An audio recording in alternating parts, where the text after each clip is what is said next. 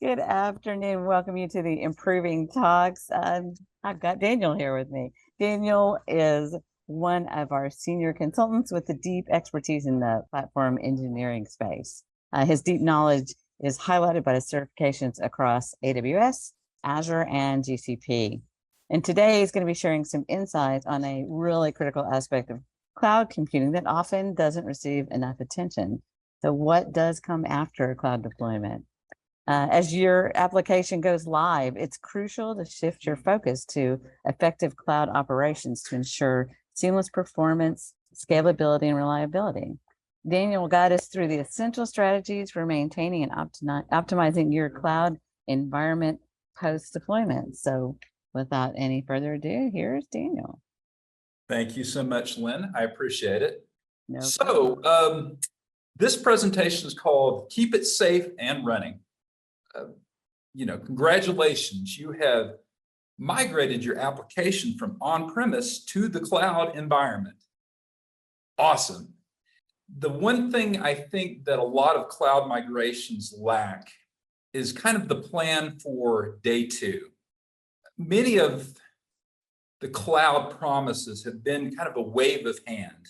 It is to say that you can go and fire all your operations people if you put your stuff in the cloud because it just works. We'll just put it up there, it'll all be working and you'll be fine. That totally goes against what, say, the finer print of cloud computing is. They talk a lot. I'll use AWS as an example. That's the one that I know the best and have the most expertise in. They talk often about shared responsibility. What shared responsibility means is that AWS will do the things they're supposed to do, but you have to do the things you're supposed to do. And that doesn't mean that you can put stuff in the cloud and then wash your hands and say, okay, we're good. Everything will just run in there in perpetuity, and we can just put upgrades up there. No, that's not going to work. That's not how it is. So the question is next, oh my clicker is not working. Beautiful. That's okay. We got a mouse. Back up. Okay, so what now?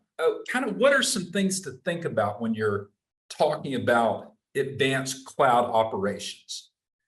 I think a good spot to start, particularly if you're in AWS, but the cloud tends to borrow and copy from each other. So the Azure one's almost exactly the same as this.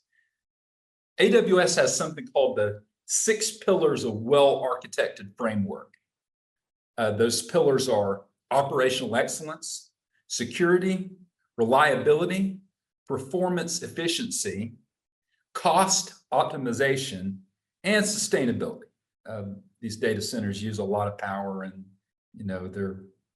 they're always trying to look for ways to make it greener so that they don't look like villains that are sucking all the power off the grids, particularly in places like Texas that have had grid problems, of the last couple of years. But anyway, the point is operational excellence, security. We need to make sure that we have something that is working correctly. We want to make sure it's secure. We want to make sure that it stays out there. You want to make sure that it keeps running. We want to make sure that we've got our resources partitioned such that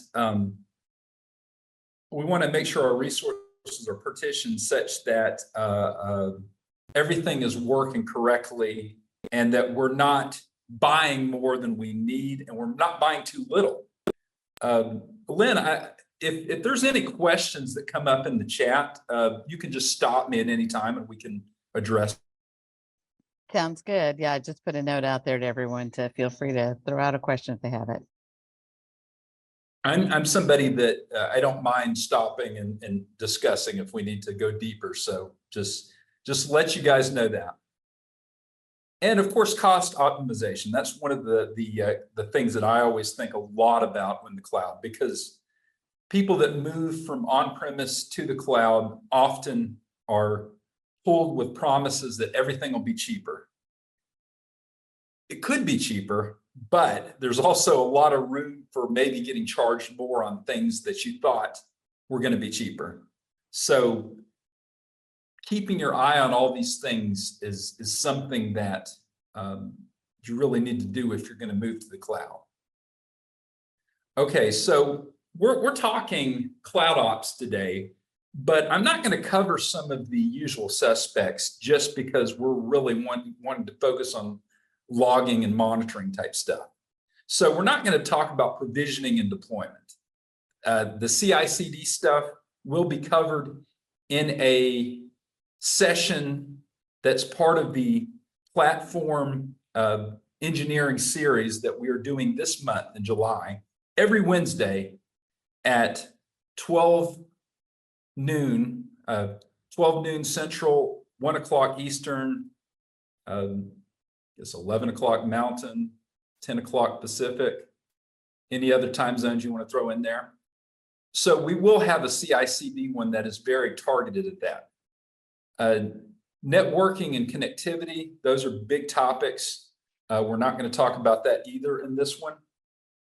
We're not going to talk about automation or orchestration. So, going into containers, that's a big cloud ops thing, but that one is not going to be covered. Change and configuration management, stuff like putting your code in Git, putting your containers in something like ECR or ACR, or even Docker container storage. We're not going to talk about that. I wanted to kind of shape this to talk about some of the topics that maybe we're not as familiar with. Some of these things like automation, like provisioning and deployment, these are kind of the sexy topics for DevOps. These are things that are talked about a lot. So I wanted to kind of get to some of the things that aren't talked about as much. Okay, so here's how I'm going to do it. So I really want to do this in a way that kind of makes sense to me, and hopefully it makes sense to you guys too. I wanted to throw out the sample AWS application here, and I'll kind of go through it a little bit in case you're not familiar with some of this stuff, just to kind of show you what it is. And I want to kind of break it down as we go over the topics that have to do with logging and monitoring and advanced cloud ops that are not those ones that I told you we wouldn't talk about. And this is a fairly simple application, but I wanted to do it like this. I did it like this very intentionally so that we don't get bogged down on details, on scale, those kind of things. Really, I want to create a framework. I want to talk about a framework for thinking about these kind of things. Well, what should I be thinking about when I'm thinking about logging or monitoring or security? What should I be looking at? And so let me kind of go over it a little bit. Okay, so this is not a very, this is pretty basic application stack here. We have a React website that is run out of an S3 bucket using CloudFront distribution. So it's a CDN network, and it's fronted by a AWS WAF. So it has a web application firewall in front of it. Behind the scenes, there is a API that's running as a container in ECS, though it could be Kubernetes if you wanted, but it's fronted by a load balancer, and it's in a private subnet, so it can't be accessed. The PostgreSQL database is a serverless one that's running on Aurora serverless, and it's also in the private subnet, can't be accessed. Also, the Elasticache for Redis is in the private subnet. So all this is kind of private, not publicly accessible. The only way that it can be accessed is either through a bastion or through the application load balancer that has a whole bunch of rules on it on what can access it and how it can go through. Also, this application that's running in a container uses a VPC endpoint to access the S3 bucket. All the AWS services that I'm not going to get too pedantic on this, but they're all publicly accessible services. So you have to create a way for it to go over private network to get to it. Otherwise this thing would have to go through the NAT gateway, out the internet gateway to get to it. But anyway, wave of the hand. I just wanted to kind of explain the application just a bit. Okay, so let's dive in. Let's just start talking about these topics and get it rolling. Okay, so the first thing we're going to talk about is monitoring and management. This talks about continuously monitoring cloud resources to ensure they're performing effectively, securely, tracking all the performance metrics, setting up alerts, managing resources as needed. This is an infrastructure-focused thing. This is, hey, is the infrastructure that we have out there, is it working well or is it working poorly? How is my application stack performing on the infrastructure? How do I know if it isn't performing?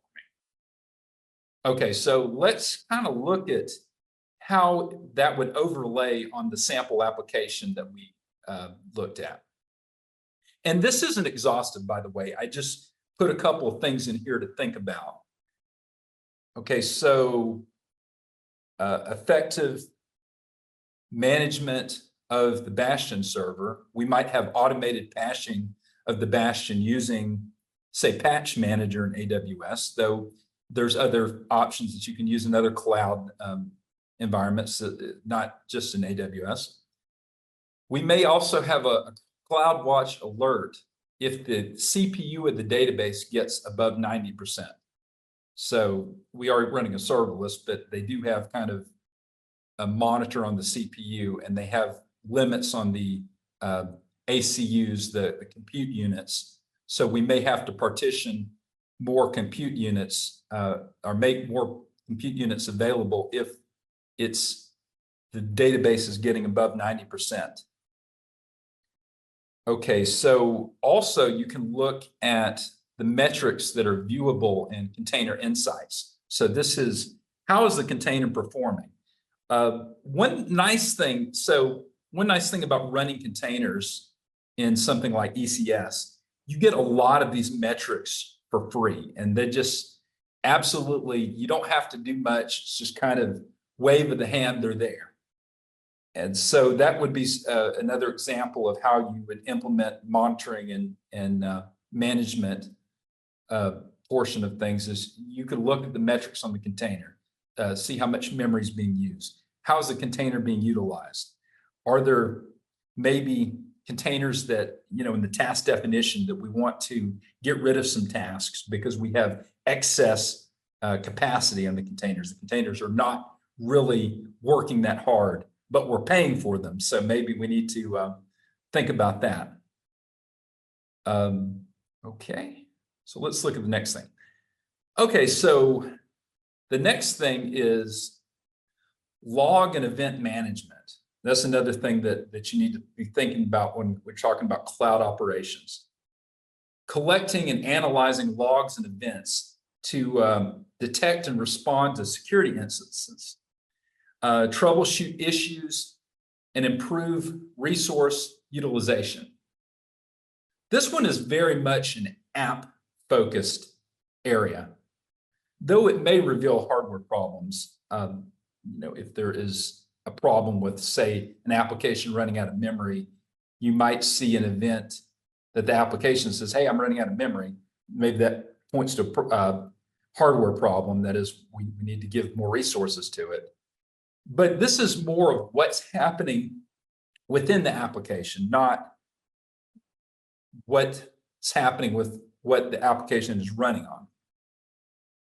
Okay, so some of the things that you would look at and say this application is all website requests are logged by the WAF. The WAF would go in and say, hey, we see something going across the firewall here.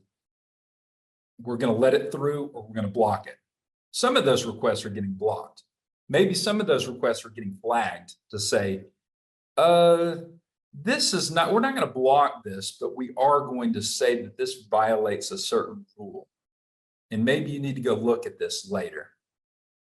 So all changes in AWS are logged via CloudTrail. So this is something that audits the AWS APIs. So if you call an API, you use the CLI, or you do something via the AWS console, it'll get logged to CloudTrail. So you could see if anybody on your team or maybe an unsavory actor is trying to change something within your AWS environment.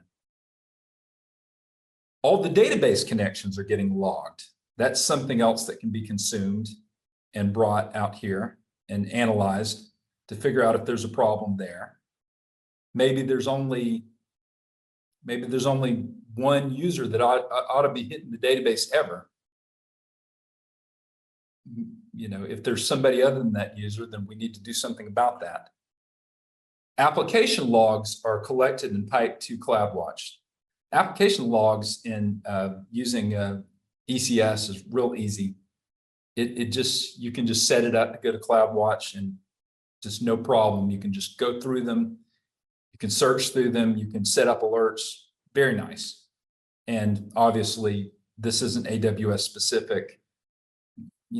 Application insights and stuff in Azure would be good. The GCP equivalents are good. Okay, so let's talk our next area in advanced cloud operations. Let's talk security. Cloud operations teams are responsible for implementing security measures, access controls, and ensuring compliance with regulatory requirements to protect data and resources. That's a mouthful. One thing that's interesting is some companies do have whole security teams that are responsible for a lot of this. Sometimes those security teams are doing some of this implementation, but a lot of times it's the platform engineers that are doing the implementation, and the security teams are the ones doing the cracking the whip if it hasn't been done according to regulatory requirements. So if you were doing any platform engineering, if you have moved something to the cloud, chances are you're going to be involved in the security portion of things. So the questions you want to ask, things like, who has access? And then who's getting in? So who has access? There's a list of people that have access. Who are those people? Or do they have too much access? They have too little access. Well, if they have too little, they're probably going to ask you for more. But if they have too much, they're probably not going to tell you. Who's getting in? Well, what are the actual logins? Is anybody not using their login? Maybe we need to just expire that one. Disable that particular access. And then how do I prevent problems from happening? How do I prevent bad actors from coming in? They used to say with security that it's, I think they say now, the question is, it used to be, are we going to get breached? I think the question is, what do you do now that you've been breached? Because the way things are now, security is just, it's so difficult to keep people out. And companies have to respond when security breaches happen. So what do? That's a lot bigger topic than just our cursory overview, but I wanted to kind of go into it a bit.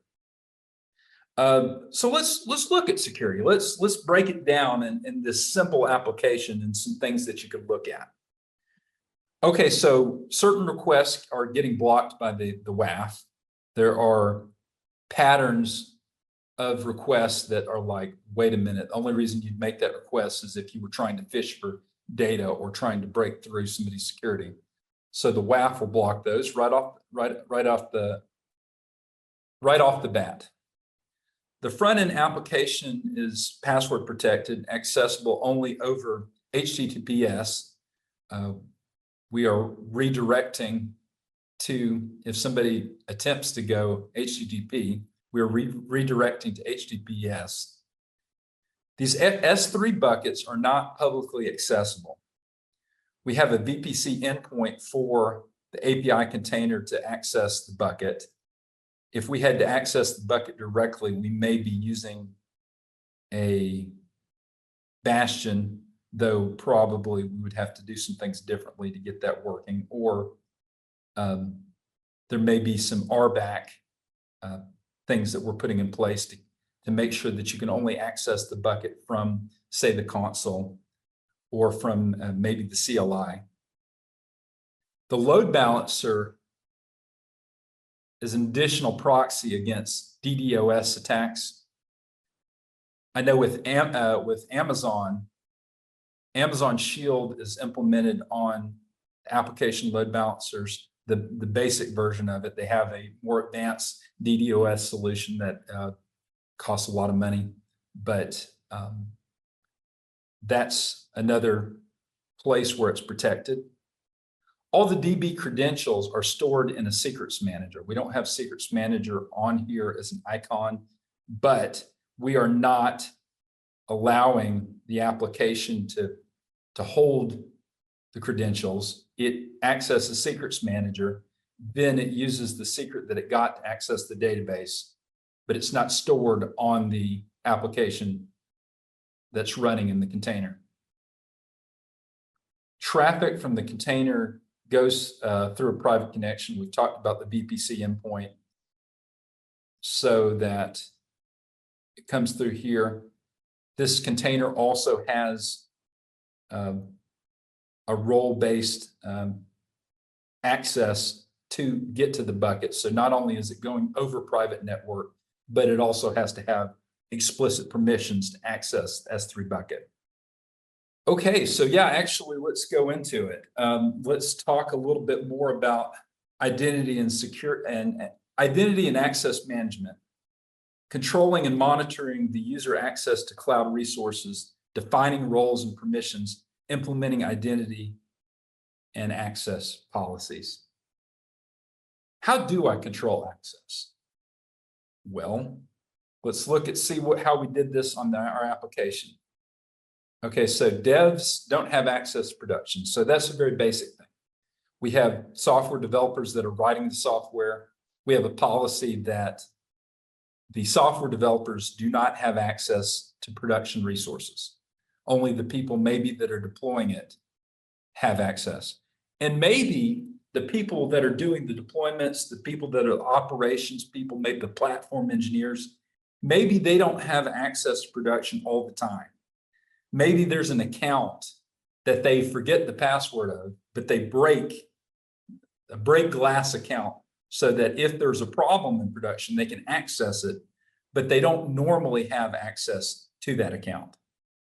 Access is assigned via policies and roles, not directly to individuals. So, yeah, we have groups. We assign policies to a group, and individuals are in a group. We don't give God privileges to one person. The container, I already talked about this. Actually, no, I was talking about the S3 bucket. Container accesses the DB via RBAC, so we could do that. S3 access is granted via IAM through policy of least privilege. Okay, that is what I talked about a second ago. Compliance and auditing. Ensuring that the cloud operations align with industry regulations, internal policies, and facilitating audits and compliance checks. There's nothing, as a platform engineer or as a software engineer working on a team, there's nothing worse than when the compliance firms, when the auditors come in and you're sweating bullets because you know we're not doing things right. The other side of that is there's nothing better than inviting them in and saying, we know we're doing everything right. We know that we're following all these compliance things. And then you get the report back and there's one or two minor things. They're like, well, you should have done this. And it's like, okay, well, that was a real petty thing. I know you have to put something on your report. So good, but I'm just glad we didn't find anything major. That is a great feeling to have that. How do we show others that we're doing everything correctly? Compliance is really, and passing audits is really about showing what's correct and not, and showing that we're doing things correctly, not that we're actually doing things correctly. Though probably if we're doing things correctly, that's going to show better in the audit. Okay, so let's look at some of the ways maybe you would do it on this sample app. Infrastructure is created and modified with Terraform only. So if you use an IAC, infrastructure as code solution like Terraform, maybe you don't make any modifications in the application itself.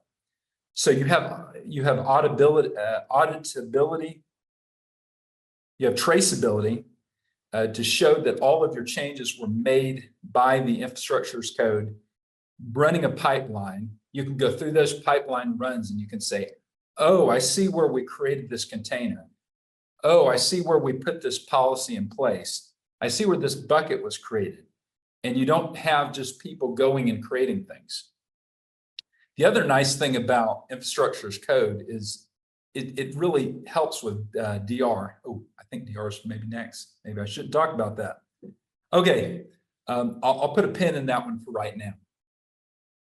Okay, so you can show that the database is not publicly accessible. We put it in a private subnet. There is no route to the internet that is a ingress and egress. There's only an egress route. Architecture was created using the 6 pillars of well-architected framework. It's always good to show the auditors and the compliance people these worksheets that say, okay, we created it like this, we did this, we did this, we did this, we did this. And you can hand that to them, and it just, the mountains of paperwork that show that we're doing things correct, that's a good feeling. The S3 data is all encrypted at rest. It's definitely all encrypted in flight too, because we're using secure connections to get to S3. So everything is 443, but it's also encrypted at rest on that one off chance that somebody could break into a Amazon data center and steal a hard drive, right? You know, probably not going to happen, but it's one of those things that they always look for when they're checking the boxes. Okay, DR, let's talk about DR. Planning and implementing backup and disaster recovery strategies to ensure data and services can be quickly restored in case of an unexpected outages or data loss. Oh, man. Ooh. How do I get my app back if it goes down? That's the question we're really asking ourselves. So let's kind of dive into the app and let's kind of look at seeing what some of the vectors of VR are, you know, that we can look at as far as executing a successful disaster recovery. Okay, so the thing that I gave away on the last one, infrastructure can be recreated with Terraform. So we have Terraform building stuff, and not only can we make sure that changes are only applied using Terraform, we can also tear everything down and start over with Terraform. Or if we had a catastrophic loss, we could come back and say, okay, well, we'll rebuild it. And then we'll execute it and pop out an environment. So you say, okay, you may be skeptical a little bit. You say, Daniel, we don't use infrastructure as code. We think it's a lot of overhead. It's kind of a waste of time. Sell me on it. Well, I'll tell you this. So I have put together Terraform in several different environments, and it is amazing to work on it a little bit, pop out a dev environment, and then they say, well, we'd like a test environment, a prod environment, and it needs to look quite a bit like the dev environment. Maybe the prod environment's a little more clustered, a little more high highly available. It's a hard one to say. And I said, okay, give me a couple minutes. And then I hit apply. I maybe create a couple of extra files to handle those configurations for those environments. Hit plan, hit apply, boom, all of a sudden we have a brand new environment. It's excellent. And it's really great for DR. Okay, so the database is backed up with a maximum of 5 minutes of data loss. This is something that you get with AWS Aurora. If you have a problem with your database and it goes away, it goes down, something happens, you can actually back it up with only about 5 minutes of data loss at the max. Sometimes it's even less than that, which is pretty good. You have the container images saved in the Elastic Container Registry. The data files are replicated to another AWS region. So they have a catastrophic outage in US East 1, which has happened. You have all your data files replicated to US West 2 in Oregon, and all of a sudden it's you can recover it. You got everything. You have the React code in GitHub. You have the container code in GitHub too. So even though you're building it in the registry and pushing it to the registry, you can always rebuild your container and push it again. Not too bad. Cost management. So let's talk about this. This is one of my favorite things. Managing and optimizing. Optimizing is the key word. Cloud costs is crucial. This includes monitoring usage, right-sizing resources, implementing cost controls to avoid unexpected expenses. What does it cost? Am I buying too much? Now, there's a little bit of a thing with this. I've been on quite a few cloud migration projects where I've heard management say something to the effect of, we don't care what it costs, get it in the cloud, and then we'll work out the costs later. And I'm always a little bit skeptical about that. Nobody would ever go to a car lot and tell the car salesman, hey, I want a brand new Mustang or Corvette or whatever you want. And I don't care what it costs. I just want it now. That feels like a very foolish way to do business and a very good way to get ripped off. You need to make sure and count the costs before you go to the cloud.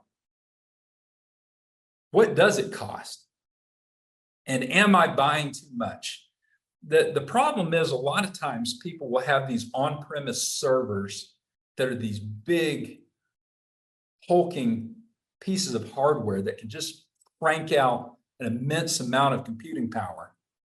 And then they say, oh, well, our application's running on a 10 CPU VM in our data center. So we're going to have a 10 CPU VM in AWS. It's like, no, wait a minute, hold on. You can't just go from one to the other unless you know that it needs that. But if your 10 CPU web server in your data center is running at 1% all the time, well, maybe you need to right size it. So that's where optimizing the cost comes in handy. Okay, so let's look at this. Okay, so one thing you should do absolutely is set up cost alerts for when a cost passes a threshold. This is something that can keep you from overspending, and it can also tell you if something is wrong. I had a client one time that they had a life cycle rule where they were deleting files after a certain date, and then they wouldn't be paying for those files anymore in S3. However, they were basically making them a non-current version in their life cycle rule. So it actually, they were making it a non-current version, but not actually deleting. They weren't finishing the whole thing. So they had like a slew of hidden files that was costing them hundreds of dollars a month because they didn't know those files were there. I went in and fixed what was done by a previous consultant, and it was all good. But if they would have just had a cost alert set up to say, oh, wait a minute, we expect our bill to be $200 this month, and all of a sudden it's $500. Maybe there's something wrong. Maybe we should go investigate. Something else you could do is if you have like a VM, like a Bastion server, this Bastion's probably only needed when you're doing some kind of maintenance or troubleshooting a problem. It's probably not good to have it turned on all the time because that is a vector of attack against this Postgres server. If they could compromise this Bastion, they could potentially have access to your Postgres server. So maybe you turn this off when you're not using it. It saves money on compute and also eliminates a potential attack vector for the Postgres database. Maybe you need to check the size of your database and downsize if necessary. The serverless database instances have gotten very popular lately, and it's a good way to kind of save on compute power. That is, have one that you can kind of, you really can't turn them off with AWS. You can't turn them off at 100%, but you can bring them down to a small idle where they're just idling very, very, very, very slow. And then you can have it where they can ramp up if there's a need for it. That's a good way to check to see how your utilization is. You can access S3 via VPC instead of NAT gateway. This is one of those nerd arguments that are very, very prevalent when you start talking among cloud people. The NAT gateway is something that the traffic going across the NAT gateway out to the internet is more expensive than the traffic going over the VPC to access S3. So ideally you want traffic to go this way, not this way to go out to access the bucket. So that's a cost saving measure. However, there is a cost associated with upkeeping this VPC endpoint. So you do have to weigh it. You can't just say, well, we're going to use a VPC endpoint because that's what Daniel said. Not necessarily. The cost may be that we're only grabbing a couple megabytes from S3. So maybe we want to just go out the NAT gateway to get that instead of trying to go out a VPC endpoint. Maybe so. You have to weigh it out. You have to think about it. Okay, you only replicate the front end to certain nodes. Okay, so this one is running on a cloud distribution network. And the way it works is you have basically your JavaScript website, your React website, and it's in a S3 bucket and it gets pushed out to these different nodes across the world. So you may have it stored in, say, US East 1 in Virginia, but it gets pushed out to, say, Frankfurt in Germany, or it gets pushed to Sao Paulo in Brazil, or to Beijing, so that people that are on the edges will have a faster access to your website. If you're a website, if you're say a payer for a utility company in Greenville, North Carolina, or South Carolina, either one. It's Greenville in every state, just about, I think.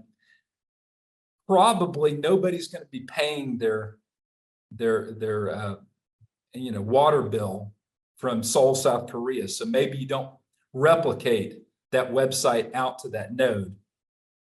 And if you do, I mean, if they are paying it from there, they can access it. It just might take them a little bit longer than if it would have been replicated out there. So this is the one I was talking about here, the creating lifecycle rules to delete old versions of the files. Make sure you test it. If you put any lifecycle rules on an S3 bucket, make sure and test it. Don't be like my former client that racked up a big bill on S3 because they didn't have those rules set correctly. Conclusion. So this talk was not meant to be in depth on any particular cloud operations talk.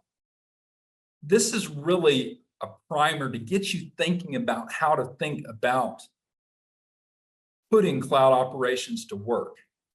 A lot of the people that are platform engineers, usually most platform engineers come from one side of the aisle. They either come from the development side or they come from the operations side.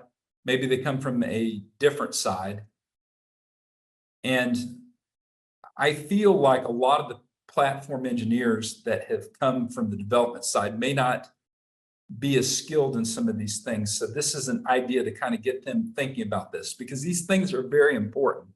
They're not the sexiest topics when you talk about logging or monitoring, but they're very, very important. And if you're in the cloud, as I was talking about with the shared responsibility model, you need to make sure that you are doing your part to keep your application safe and running. Thank you so much. And Lynn, I'll take any questions if there are any questions out there. Okay. We don't have any questions at this time, but I just wanted to make a comment about something you said about not being the sexiest subject, but saving money, having that cost management in there, that's pretty sexy for most companies. So I think they definitely agree. I really like the way you talked about optimizing, right sizing, and the cost alerts, which is really important. I've been in situations where they came in with the, just build it and we'll worry about the finances later, from what you're saying. And it kind of comes back to bite them. So. Yeah. So one of the things, Lynn, thank you for bringing that up. One of the things I think that's interesting is I think most of the people that migrate to the cloud, they do what is called a lift and shift migration. So they will take the assets as they are in their own on-prem data center and then replicate them in AWS. You are never going to get the best deal for dollar-wise, and you're probably not going to have the best operational excellence by doing that. That's probably a very good first step. It is a victory very much to get your stuff in the cloud, but adopting the cloud native services, that's where you're going to get the biggest bang for your buck. Instead of, deploying your own RabbitMQ or whatever. I'm saying it right. Anyway, using, say, SQS, a queuing system in AWS, or using Lambda functions instead of trying to build, have a server that runs a certain function or certain batch job. If you can do that in a Lambda function where you get like 1 million free runs a month, that is the right way to do it. That is the right way to use the services. A lot of times companies, I've heard this too. This is another thing that I've heard. A lot of people get very scared of what they call, what is it called? They get very scared of being locked in. They say, oh, we don't want to use any AWS specific services because we're afraid of getting locked in. I think vendor lock-in is a myth, because I think that even if you had everything in, let's say, technology agnostic form, it's still going to take a little bit for you to move to, say, Azure or GCP or wherever your next stop is cloud-wise. You're not going to be able to just easily lift and shift again. And the other part of the vendor lock-in that I think is ridiculous is that, look, many of these services that AWS has or Azure has or GCP has, they are available in close form to their competitors because these guys copy and borrow. They're not going to they're not going to not have something and be like, well, that made the difference in us having this customer or not. So Lambda functions becomes Azure functions in Azure. So you can modify the code a little bit, refactor it a bit, and put it on the other service that you're using if you want to move. But moving from cloud service to cloud service is not an easy undertaking. Moving from on-premise to cloud is not an easy undertaking. It's going to cost you something, and you're probably not going to have the flexibility to move like car insurance, like where you're like, okay, I think we can get cheaper car insurance from Geico, so we're going to cancel our current car insurance and call them up, or we're going to call them up, get a better deal, and then cancel it. This, we're talking about your whole infrastructure of your company. It's not going to be easy. Yeah, I am familiar with the lift and shift. It's a little bit painful to hear it because they get there and then they have no more budget to go further. So it's a tough decision. Well, I appreciate all your information today. Is there anything else you'd like to say before we close? I don't think so. Just thank you so much for attending. I really appreciate it. It's always an honor to be able to talk for people, and I just appreciate you showing up. Thank you, everyone, and have a great day. We appreciate your attendance today. Thank you. Bye. Bye-bye.